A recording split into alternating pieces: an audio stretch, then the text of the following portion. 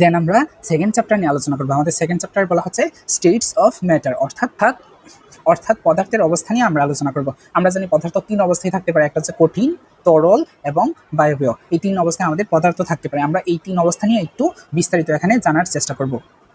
ওকে, আমরা যদি প্রথমেই যাই, আমাদের দেওয়া আছে পদার্থ এবং পদার্থের অবস্থা। আমরা জানি পদার্থ তিন অবস্থায় থাকে, কঠিন, তরল এবং বায়বীয়। এখন তোমার কঠিন পদার্থের এখানে কঠিন পদার্থের কিছু বৈশিষ্ট্য দেওয়া আছে। কি দেওয়া আছে? কঠিন পদার্থের নির্দিষ্ট ভর, নির্দিষ্ট আকার এবং নির্দিষ্ট আয়তন থাকে, এবং তার হচ্ছে কি আন্তঃকোণ আকর্ষণ বল সবচেয়ে বেশি। সো তুমি কি করবা, এই জিনিসগুলো খুব ইম্পর্টেন্সের সাথে তুমি কি করবা, করে ফেলবা। দেন তোমার সেম ভাবে তরল পদার্থের ক্ষেত্রেও দেওয়া আছে এবং গ্যাসীয় পদার্থের ক্ষেত্রেও দেওয়া আছে। এখানে তোমার একটা জিনিস মনে রাখা লাগবে, তুমি চাপ প্রয়োগ করলে শুধুমাত্র গ্যাসীয় পদার্থের আয়তন কমে, অথবা চাপ সরিয়ে নিলে আয়তন বেড়ে যায়। কঠিন এবং তরলের ক্ষেত্রে উল্লেখযোগ্যভাবে চাপের পরিবর্তন হয় না। দেন আমাদের বলা হচ্ছে কণার গতিতত্ত্ব।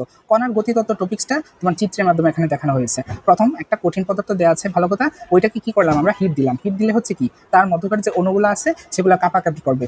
সেগুলো যখন কাপাকাপি করবে তখন হচ্ছে কি সে আনস্টেবল হয়ে যাবে, এবং হচ্ছে কি তার মধ্যকার যে আকর্ষণ বলগুলো ছিল সেগুলো হচ্ছে আস্তে আস্তে কমে যাবে। দেন তার অবস্থার পরিবর্তন হবে, সে তখন তরলে কনভার্ট হবে। সেমভাবে আমরা যখন তরল পদার্থকে তাপ দিব, তার অণুর মধ্যকার আকর্ষণ বল আরও কমে যাবে, তখন সে কী হবে, গ্যাসীয় পদার্থে কনভার্ট হয়ে যাবে। ওকে, এই কথাগুলো আমাদের এখানে বলা হচ্ছে। দেন আমরা চলে যাই ব্যাপনে। ব্যাপনের ক্ষেত্রে আমাদের বলা হচ্ছে সংজ্ঞাটা মাস্ট খুবই ইম্পর্টেন্ট। আমাদের বলা হচ্ছে কি, কঠিন, তরল এবং গ্যাসীয় পদার্থের স্বতঃস্ফূর্ত ও সমানভাবে ছড়িয়ে পড়ার প্রক্রিয়াকে ব্যাপন বলা হয়। এখন তোমার স্বতঃস্ফূর্ত ও সমানভাবে, এই কথাটা খুবই গুরুত্বপূর্ণ, কারণ স্বতঃস্ফূর্ত ও সমানভাবে এই কথাটা না লেখার কারণে অনেক সময় কি তোমার পুরো প্রশ্নটাই ভুল হয়ে যাবে। কারণ হচ্ছে কি, ব্যাপনটা হচ্ছে কি তোমার স্বতঃস্ফূর্তভাবেই সব দিকে ছড়ায় পড়ে সমানভাবে। সো আমাদের স্বতঃস্ফূর্ত এবং সমানভাবে এই কথাটা মাস্ট লেখা লাগবে। দেন হচ্ছে কি, আমাদের একটা উদাহরণ দেওয়া আছে, তুমি এগুলো রিডিং করে নিবা, কিন্তু এই সংজ্ঞাটা খুব সুন্দর করে মুখস্থ করে ফেলবা। ওকে, দেন আমাদের দুইটা পরীক্ষা দেওয়া আছে। প্রথম পরীক্ষায় পটাশিয়াম পারম্যাঙ্গানেট নিয়ে কি করা হচ্ছে, পটাশিয়াম পারম্যাঙ্গানেটের পানিতে ব্যাপন পরীক্ষাটা করা হচ্ছে। পটাশিয়াম পারম্যাঙ্গানেট যখন পানিতে দ্রবীভূত হবে তখন সে কি কালার দিবে, তোমার গোলাপি রঙের কালার দিবে। সেমভাবে আমাদের আরেকটা ব্যাপন পরীক্ষা করা হচ্ছে, সেটা হচ্ছে কি তোমার পটাশিয়াম পারম্যাঙ্গানেটের পরীক্ষা করা হচ্ছে। পটাশিয়াম পারম্যাঙ্গানেট বা নীলের দ্রবণ হচ্ছে কি আমাদের নীল কালার দিবে। পটাশিয়াম পারম্যাঙ্গানেট আমাদের কি দিবে, নীল কালার দিবে পানিতে দ্রবণের ক্ষেত্রে। ওকে, এখানে তোমার তোমার খুবই গুরুত্বপূর্ণ একটা কথা বলা হচ্ছে, তরল মাধ্যমে কঠিন পদার্থের ব্যাপন হার তরল মাধ্যমে তরল পদার্থের ব্যাপন হার থেকে বেশি। অর্থাৎ হচ্ছে কি, আমাদের তরল মাধ্যমে কঠিন পদার্থের ব্যাপন হারের থেকে তরল মাধ্যমে তরল পদার্থের ব্যাপন হার বেশি হবে, এবং তোমার হচ্ছে কি গ্যাসীয় মাধ্যমে ব্যাপন হারটা আরও বেশি হবে। অর্থাৎ কঠিন মাধ্যমে ব্যাপন হারটা একটু কম হবে, তরলে একটু বেশি হবে, এবং গ্যাসীয় পদার্থের ব্যাপন হার আরও বেশি হবে। কারণ কারণ গ্যাসের ক্ষেত্রে দেখা যায় অণুগুলা ছড়ায় ছিটায় থাকে। সো হচ্ছে কি, এখানে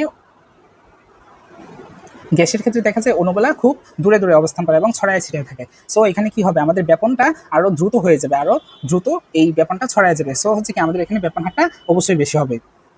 দেন আমাদের দুটি গ্যাসের ব্যাপন হারের পরীক্ষা করা হচ্ছে। তোমাদের এখানে HCl এবং অ্যামোনিয়াম হাইড্রোক্সাইড, তার ব্যাপন হারের একটা পরীক্ষা করা হচ্ছে একটা টিউবের ভিতরে মাঝখানে সে কি কালার দিচ্ছে, অ্যামোনিয়াম ক্লোরাইড তৈরি হচ্ছে, যে হচ্ছে একটা সাদা কালার দিচ্ছে। ওকে, দেন হচ্ছে কি, আমাদের এখানে একটা সাদা কালার দিচ্ছে, অ্যামোনিয়াম ক্লোরাইডের একটা সাদা কালার হচ্ছে। ওইটা হচ্ছে কি, আমরা একটা ইকুয়েশনের মাধ্যমে এটা সলভ করতে পারি। তোমাদের বইয়ে ইকুয়েশনটা দেওয়া নাই, কিন্তু হচ্ছে কি আমরা লিখে দিচ্ছি, R1/R2 = M1/M2, M1/M2। এখানে হচ্ছে কি R1 R2 এগুলো হচ্ছে কি তোমার ব্যাপন হার, এবং M1 M2 হচ্ছে কি তোমার আণবিক ভর। সো হচ্ছে কি, এইভাবে তুমি একটা ম্যাথ করে ফেলতে পারবা। তোমার যদি কখনো ম্যাথ দিয়ে দেই, সো কি করবা, এইভাবে এই ইকুয়েশনের মাধ্যমে তুমি সলভ করতে পারবা। দেন আমাদের বলা হচ্ছে, এখানে তোমার গ্যাসের মাঝে কম্পেয়ার করা হচ্ছে, যেমন হাইড্রোজেন, হিলিয়াম, তারপর হচ্ছে নাইট্রোজেন, অক্সিজেন, কার্বন ডাইঅক্সাইড, কে বেশি ব্যাপন হার প্রদর্শন করবে। কারণ এখানে যার ভর কম হবে সে দ্রুত ছড়িয়ে যাবে সব দিকে। তা আমরা একটা বাস্তব উদাহরণের মাধ্যমে এটা দেখতে পারি।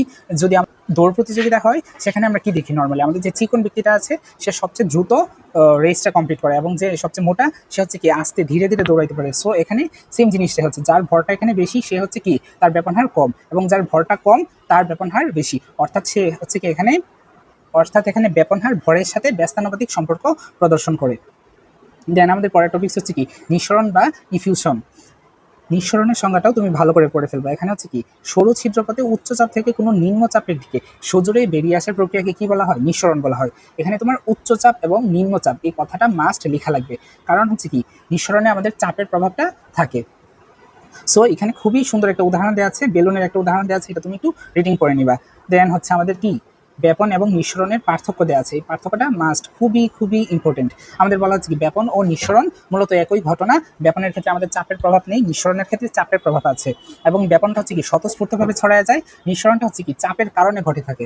এবং হচ্ছে কি তার কিছু একটা উদাহরণ দেওয়া আছে, যদি আমরা সিলিন্ডার গ্যাসটা খুলে দিই তখন হচ্ছে কি প্রথমে সজোরে সিলিন্ডার থেকে গ্যাসটা বের হবে, অর্থাৎ এখানে প্রথমে নিঃসরণ ঘটবে, দেন হচ্ছে কি সিলিন্ডার গ্যাসটা সারা ঘরে ছড়ায় যাবে। সো তারপর হচ্ছে কি আমাদের ব্যাপনটা ঘটবে। পরবর্তী টপিকসটা হচ্ছে তোমার 2.5 এর মোমবাতির প্রজ্বলন এবং মোমের 3 অবস্থা। এই যে আমরা কোনো একটা মোম জ্বালাইলাম, মোম জ্বালাইলে আমাদের কি হচ্ছে, প্রথমে মোমটা ছিল একটা কঠিন পদার্থ, দেন হচ্ছে কি ওইটা আস্তে আস্তে গলে কি হচ্ছে, তরল হচ্ছে। এই যে আমরা যে এত বড় একটা মোম নিয়েই তারপর হচ্ছে কি ওইটা আস্তে আস্তে গলতে গলতে একসময় ছোট হয়ে যায়, বাকি অংশটা আমাদের কোথায় যায়, বাকি অংশটা আমাদের কি বাষ্প হয়ে চলে যায়। অর্থাৎ মোমের প্রজ্বলনে আমরা পদার্থের 3টা অবস্থায় দেখতে পারি, একটা কঠিন, একটা তরল, আর একটা হচ্ছে কি আমাদের গ্যাসীয় অবস্থা। তারপর আমাদের বলা হচ্ছে গলন ও স্ফুটন, অর্থাৎ মেল্টিং অ্যান্ড বয়েলিং। গলন মানে হচ্ছে কি, ধরো তুমি একটা কঠিন পদার্থকে গলায় ফেললা, অর্থাৎ তরলে কনভার্ট করে ফেললা, ওইটাকে আমরা কি বলতেছি, গলন বলতেছি। আর স্ফুটন হচ্ছে কি, কোনো একটা তরলকে ধরো তুমি বাষ্পে পরিণত করে দিলা, অর্থাৎ ফুটিয়ে দিলা। নর্মালি আমরা যে পানি ফুটাই ওইটাই মূলত এখানে ঘটতেছে, তাকে আমরা কি বলতেছি, স্ফুটন বলতেছি। এখন গলন ও স্ফুটন করার সাথে সাথে আমাদের দুইটা টার্ম চলে আসতেছে, একটা হচ্ছে কি গলনাঙ্ক আর একটা হচ্ছে তোমার স্ফুটনাঙ্ক।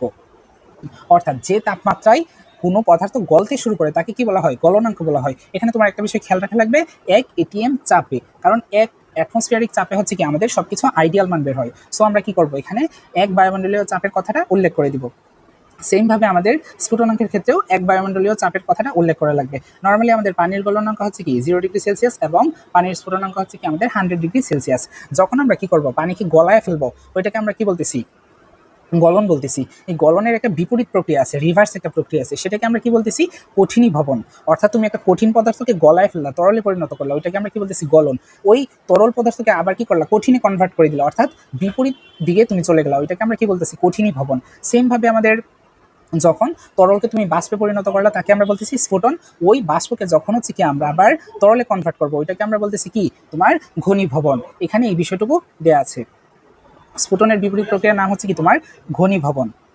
দেন আমাদের একটা পরীক্ষা 4 দেওয়া আছে, পরীক্ষা 4-এ তোমার বলা হচ্ছে কি 133°C তাপমাত্রা ইউরিয়ার গলনাঙ্ক। অর্থাৎ তুমি যদি কখনো ইউরিয়াকে গলাও 133°C তাপমাত্রার উপরে অথবা নিচে যদি তোমার টেম্পারেচারটা দেখায়, সো এটা হচ্ছে কি অবিশুদ্ধ। সো আমাদের হচ্ছে কি আমরা বলতে পারি আমাদের বিশুদ্ধ ইউরিয়ার গলনাঙ্ক 133°C তাপমাত্রা। তোমরা আরেকটু নিচে গেলে দেখবা তোমার বিশুদ্ধ সালফারের গলনাঙ্ক হচ্ছে কি 115°C। সো এখান থেকে হচ্ছে কি আমরা দুইটা গুরুত্বপূর্ণ ইনফরমেশন পেলাম। আমাদের ইউরিয়ার গলনাঙ্ক হচ্ছে 133°C তাপমাত্রা এবং সালফারের গলনাঙ্ক হচ্ছে 115°C তাপমাত্রা। এইখানে তোমার খুবই খুবই ইম্পর্টেন্ট একটা কথা বলা হচ্ছে, সেটা কি অবিশুদ্ধ পদার্থের গলনাঙ্ক কমে যায়, অবিশুদ্ধ পদার্থের গলনাঙ্ক কমে যাবে। দেন আমাদের খুবই ইম্পর্টেন্ট একটা কথা বলা হচ্ছে, অবিশুদ্ধ পদার্থের গলনাঙ্ক বিশুদ্ধ পদার্থ থেকে কম হবে। অর্থাৎ যে পদার্থটা আমাদের অবিশুদ্ধ তার গলনাঙ্ক কি কম হবে, আর স্ফুটনাঙ্ক কি হবে, বেশি হবে। এই কথাটা তোমার অবশ্যই মনে রাখা লাগবে। এবং হচ্ছে কি মিশ্র পদার্থের সুনির্দিষ্ট গলনাঙ্ক ও স্ফুটনাঙ্ক থাকে না। দেন আমরা চলে যাই তরল পদার্থের স্ফুটনাঙ্ক নির্ণয়ের পদ্ধতি। খুব সুন্দর একটা পদ্ধতি দেওয়া আছে, এটা তুমি রিডিং করে নিবা। ওকে, দেন আমরা আরেকটু নিচে যাই, আমাদের কি দেওয়া আছে, আমাদের একটা খুব সুন্দর একটা গ্রাফ দেওয়া আছে। গ্রাফে আমাদের কি বলা হচ্ছে, এখানে পদার্থের টেম্পারেচার চেঞ্জ হচ্ছে, কিন্তু এ থেকে বি, এইখানে হচ্ছে কি পদার্থের দশার চেঞ্জ হচ্ছে, অর্থাৎ পদার্থটা ছিল বরফ, বরফ থেকে সে কি হচ্ছে, তরলে কনভার্ট হয়ে যাচ্ছে। সিমিলারলি আমাদের এইখানে সিডি রেখায় কি হচ্ছে, পদার্থের অবস্থার চেঞ্জ হচ্ছে, এখানে টেম্পারেচারের কোনো চেঞ্জ হবে না। কারণ হচ্ছে কি এখানে একটা সুপ্ত তাপ লুকায় আছে, এই সুপ্ত তাপটুকু হচ্ছে কি ওই তাপটুকু তুমি যে হিটটুকু দিতেছো তাকে সে কাজে লাগাচ্ছে এবং হচ্ছে কি তার অবস্থার পরিবর্তন করতেছে। সো এই জিনিসটাও তুমি পড়ে নিবা, রিডিং করে নিবা। সেম ভাবে আমাদের এটা দেওয়া হচ্ছে কি তোমার জলীয় বাষ্পের ক্ষেত্রে শীতলীকরণের কার্ভটা দেওয়া আছে। এখানেও আমাদের কি হচ্ছে, এই অংশটুকুতে আমাদের অবস্থার পরিবর্তন হচ্ছে, এখানে অবস্থার পরিবর্তন হচ্ছে। এখানে জলীয় বাষ্প থেকে কি হচ্ছে, পানিতে কনভার্ট হচ্ছে, এইখানে হচ্ছে কি তোমার পানি থেকে বরফে কনভার্ট হচ্ছে। এই ফেজের একটা পরিবর্তন দেখা যাচ্ছে।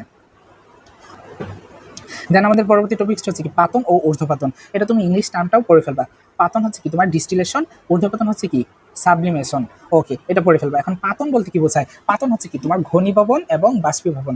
আমরা কি পড়ছিলাম, বাষ্পীভবন মানে হচ্ছে কি তুমি কোনো একটা তরলকে বাষ্পে কনভার্ট করলে, এটাকে আমরা কি বলতেছি, বাষ্পীভবন। ওই বাষ্পটাকে তুমি আবার তরলে কনভার্ট করে দিলা, ওইটাকে আমরা আবার বলতেছি ঘনীভবন। সো বাষ্পীভবন এবং ঘনীভবনের সম্মিলিত ফলাফল হচ্ছে কি তোমার পাতন। ওকে, এই কথাগুলো এখানে তোমার বলা হচ্ছে। এটার একটা উদাহরণ দেওয়া আছে, এই উদাহরণটা তুমি এখানে চিত্রের মাধ্যমে দেখতে পারতেছো। আমাদের পরবর্তী টপিকসটা হচ্ছে তোমার ঊর্ধ্বপাতন। ঊর্ধ্বপাতন হচ্ছে কি তোমার কোনো একটা কঠিন পদার্থকে তাপ প্রদান করলে সে সরাসরি বাষ্পে পরিণত হয়ে যাবে, মাঝখানে তরলে পরিণত হবে না। সো আমাদের ঊর্ধ্বপাতন হচ্ছে কি, কোনো কঠিন পদার্থকে তাপ প্রয়োগ করলে সে তরলে পরিণত না হয় সরাসরি বাষ্পে পরিণত হবে। তার কিছু উদাহরণ দেওয়া আছে, উদাহরণগুলো খুবই গুরুত্বপূর্ণ: নিশাদল, কর্পূর, ন্যাপথালিন, কঠিন carbon dioxide, iodine, aluminium chloride. এখানে তোমার কঠিন কার্বন ডাইঅক্সাইড এই কথাটা ভালো করে মনে রাখা লাগবে, কারণ হচ্ছে কি আমাদের কঠিন কার্বন ডাইঅক্সাইড এই বিষয়টা এইভাবে আসবে। দেন আমরা চলে যাই, আমাদের পরবর্তীতে দেওয়া আছে তোমার একটা উদাহরণ দেওয়া আছে কিভাবে তুমি এখানে আলাদা করবা। অ্যালুমিনিয়াম ক্লোরাইডের ঊর্ধ্বপতনের কথা বলা হচ্ছে, এই বিষয়টা তুমি একটু রিডিং করে নিবা। দেন তোমার ঊর্ধ্বপতনের প্রয়োগ দেওয়া আছে, এটাও তুমি কি করবা, রিডিং করে নিবা।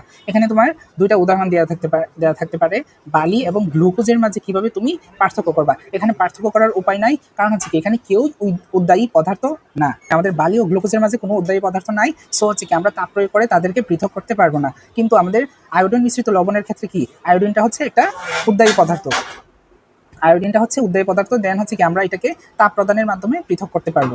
এখানে আমাদের অনুশীলনী কিছু প্রশ্ন দেওয়া আছে, একটা বহু নির্বাচনী কোয়েশন দেওয়া আছে, সেগুলো আমরা পড়ে নিব। দেন হচ্ছে কি আমাদের সৃজনশীল প্রশ্ন দেওয়া আছে, সৃজনশীলের ক্ষেত্রে আমরা ক এবং খটা পড়ে নিব। ক এবং খটা খুবই গুরুত্বপূর্ণ। ওকে, এখানে নিঃসরণ দেওয়া আছে, তারপর বলা হচ্ছে কি তোমার গলনাঙ্ক ও স্ফুটনাঙ্ক ভিন্ন ভিন্ন, এই কারণগুলো আমরা আমাদের গাইড থেকে পড়ে নিব।